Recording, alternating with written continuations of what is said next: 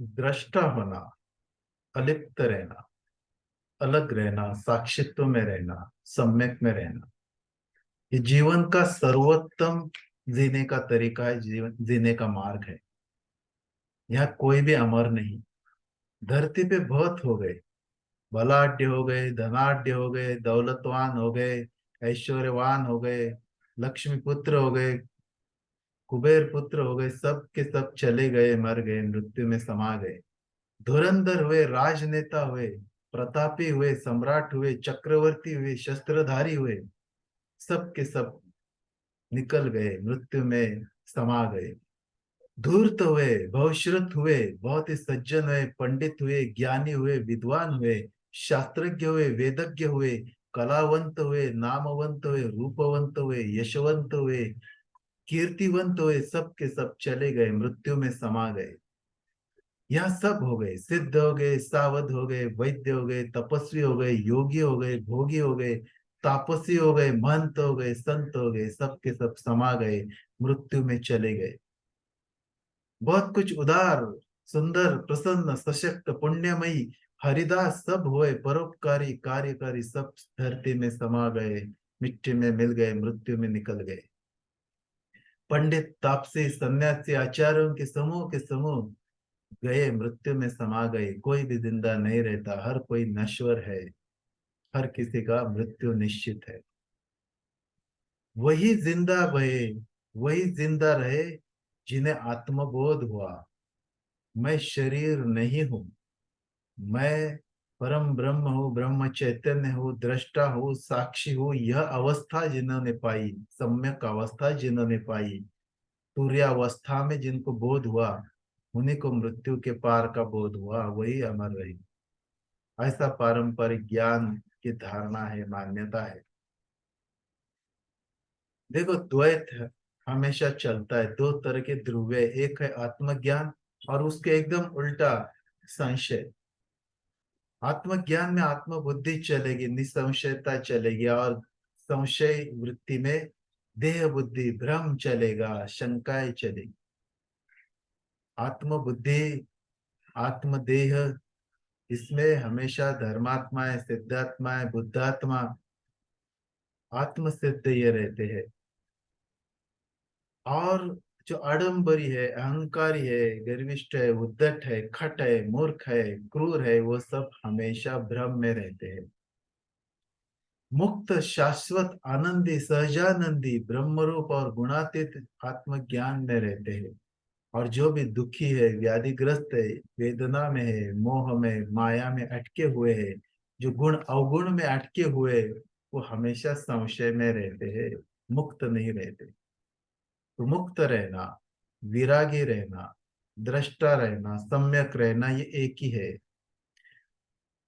तो ये अलिप्त, दृष्टा, सम्यक जो रहते हैं, उसकी जो कला है, उसकी जो साधना है, उसकी जो विद्या है, उसका जो ज्ञान मार्ग है, इसमें कुछ चीजें घटती है। ऐसा पारंपरिक ज्ञान का धरोहर धरोहर मानती है। जैसे जैसे ईश्वर से, सत्य से प्रेम बढ़ता है, वैसे वैसे वासनाएं क्षीण होती है और विरक्त अवस्था आने लगती है, विरक्ति की ओर, मुक्ति की ओर। फिर अपने देह का भी उतना लालसा नहीं रहती, एक तरह की तुरीय अवस्था में, एक तरह की जागृत नशा में रहते हैं लोग। आसक्ति रहित, एकदम ही आसक्ति। आसक्ति निकल गई तो हमेशा मुक्त, खुले, आजाद, बंधन रहित, किसी भी तरह की आसक्ति, लालच नहीं।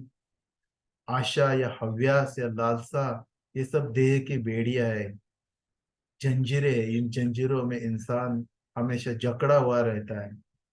देह देहाभिमान से मुक्त है, जो काम वासना से मुक्त है, वही विरागी है, दृष्टा है, सम्यक है। दूसरों का तिरस्कार, दूसरों की तुच्छता और दूसरों की निंदा करने से जो मुक्त है, वही इस दृष्टि सम्यक भाव में चलने लगते हैं। मोह से मुक्त, मद से मुक्त, मत्सर से मुक्त जो है, वो मुक्त, आजाद, खुले, स्वतंत्र हो जाते हैं। और देह भोग से मुक्त हो जाते हैं, आजाद हो जाते हैं, तो सम्यक हो जाते हैं, साक्षी हो जाते हैं। भू का अर्थ है होना, और भाव का अर्थ है अस्तित्व। भाव अर्थात अस्तित्व। भावार्थ का अर्थ है अस्तित्व के अंतर्भूत का सत्य। और जो भक्ति है वो परमात्मा से तदाकारता है, तादात्म्य है। भक्ति मुक्ति का मार्ग है, ध्यान ही मुक्ति का मार्ग है, कर्म ही मुक्ति का मार्ग है। इस तरह से मुक्ति अर्थात तटस्थता, अलिप्तता, सम्यकता। अब जो भाव है वो अगर शुद्ध रहेगा, हमेशा स्थिर रहेगा, विशाल रहेगा, सब में विश्व में जो बाहर है वो ईश्वर या सत्य पाएंगे, तो अपने आप ही विराट भाव निर्माण होगा। अंतःकरण में हमेशा पवित्र तरंगे निर्माण होगी, और हमेशा एक पवित्र ऊर्जा, एक भाव ऊर्जा रहेगी। खुद के लिए जिएंगे तो ऊर्जा क्षीण होगी, कमजोर होगी, और सबके लिए जिएंगे, सबके सानिध्य में विश्वामित्र होके जिएंगे, परमात्मा के अंश होकर, सत्य के स्वरूप होकर, सत्यार्थी होकर जिएंगे, तो एक जबरदस्त ऐसे भाव ऊर्जा रहेगी। नश्वर से मुक्त रहना है। कुछ चीजें नाश होती है, ऐसा पारंपरिक ज्ञान धरोहर मानती है। जैसे आपका वैभव नष्ट हो जाएगा, आपका सौंदर्य, आपकी कीर्ति, आपकी प्रतिष्ठा नष्ट हो जाएंगे, आपके जो भी रिश्तेदार है, जो भी प्रिय वस्तुएं है, व्यक्ति है, वो नष्ट हो जाएंगे। इनके साथ जुड़ने से दुख आएगा, साक्षित्व नहीं आएगा। ऐसा पारंपरिक ज्ञान मानता है। फिर साक्षित्व, वैराग्य, अलिप्तता, सम्यकता, ये पाने के लिए पारंपरिक ज्ञान में कुछ मेथड्स है, कुछ सूत्र या कुछ रास्ते बताए। जैसे श्वास के साक्षी बनो। श्वास को देखो, आता जाता श्वास जैसा भी, उसे नियंत्रित मत करो। धीरे धीरे भूतकाल और भविष्य काल से मुक्त हो जाएंगे, काल से मुक्त हो जाएंगे, सिर्फ वर्तमान में रहेंगे, और उसमें भी सूक्ष्म होकर साक्षी बनेंगे श्वास के, तो मुक्त हो जाएंगे, देखने वाला अलग हो जाएगा, साक्षी हो जाएगा। ये एक अभ्यास है साक्षित्व का। अकर्म बन के जीना, परमात्मा होकर जीना, परमात्मा होकर जिएंगे। तो करता मैं नहीं, जो भी कर रहा है वो परमात्मा कर रहा है, ये भाव से जिएंगे, तो साक्षित्व का अभ्यास बढ़ेगा, साक्षित्व आएगा, सम्यकत्व आएगा। ऐसा प्राचीन एक सूत्र है, ऐसा एक विचार प्रवाह है, ऐसा एक ज्ञान प्रवाह है। अंतिम ज्ञान को यानी सत्य को जानेंगे, सत्य की उपासना करेंगे, सत्य की साधना करेंगे, सत्य का तप करेंगे, तो धीरे धीरे सत्य के साथ तदाकार, तल्लीन, तादात्म्य हो जाएंगे और साक्षी बन जाएंगे। ये भी एक मार्ग है। भक्ति द्वारा भी हम लोग सम्यक हो जाते, साक्षी हो जाते, दृष्टा हो जाते। ये भी एक मार्ग है। निष्काम कर्म से, निष्काम सेवा से भी काम करते, कृति करते, व्यवहार करते, अर्थात कर्म का फल की चिंता नहीं करते, तो दृष्टत्व आ जाता है, साक्षित्व आ जाता है।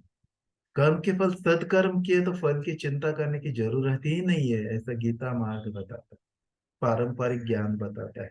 तो हमेशा सदकर्म वाचा से, क्रिया से, मन से किया गया हर कोई अभिव्यक्ति, हमेशा फलों की चिंता करने की जरूरत नहीं।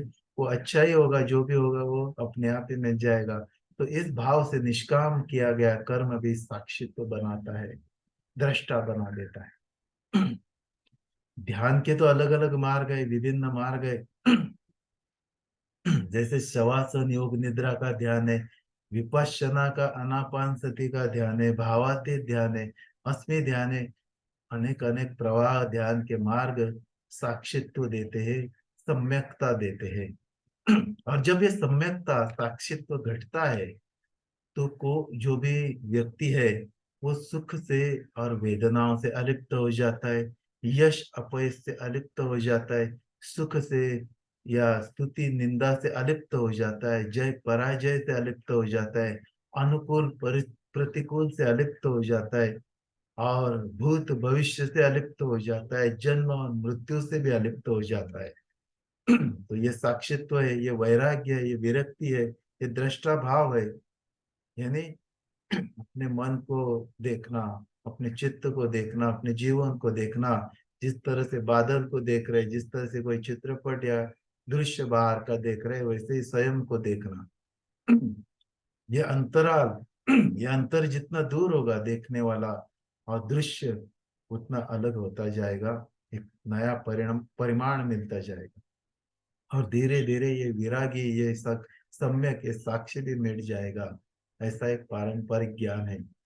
पारंपरिक ज्ञान की साधना, पारंपरिक ज्ञान का अनुभव, लर्निंग टू प्रैक्टिस, ज्ञान से प्रात्यक्षिक, इसका साधना, इसका सराव करना चाहिए। और जैसे जैसे कृति करेंगे, प्रात्यक्षिक करेंगे, वैसे वैसे आप उसको जान पाएंगे, उसकी अनुभूति, उसका बोध ले पाएंगे।